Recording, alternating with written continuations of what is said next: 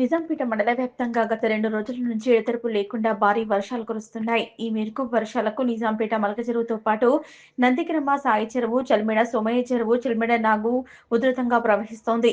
ఈ నేపథ్యంలో స్థానిక SI Rajesh, MPDO Rajireddy, revenue సిబ్బంది, అధికారులు కలిసి ప్రజలకు ఎలాంటి ఇబ్బందులు కలగకుండా బందోబస్తు ఏర్పాటు చేశారు.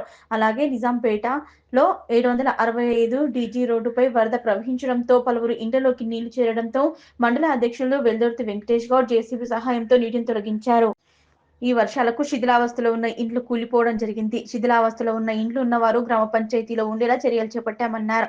ఈ చెరువులు, కుంటలు, వాగులు ఉధృతంగా ప్రవహిస్తుండటంతో చెరువుల వద్దకు ఎవరూ వెళ్లవద్దన్నారు. అలాగే ఈ వర్షాలకు విద్యుత్ స్తంభాలను తాకకుండా ఉండాలని, వినాయక మండపాల వద్ద నిర్వాహకులు జాగ్రత్తలు చేపట్టాలని స్థానిక ఎస్ఐ రాజేష్ తెలిపారు. అలాగే రామయ్యంపేట, సిద్దిపేట వెళ్లే రహదారిలో నందిగామ వద్ద బ్రిడ్జి దెబ్బతినడంతో రాకపోకలు నిలిపివేశామని ప్రయాణికులు గమనించాలన్నారు. ఏదైనా అత్యవసర సమయం ఉంటేనే బయటకు వెళ్లాలని, ఏదైనా సమస్య ఏర్పడితే 100 నంబర్కు డయల్ చేయాలని తెలిపారు.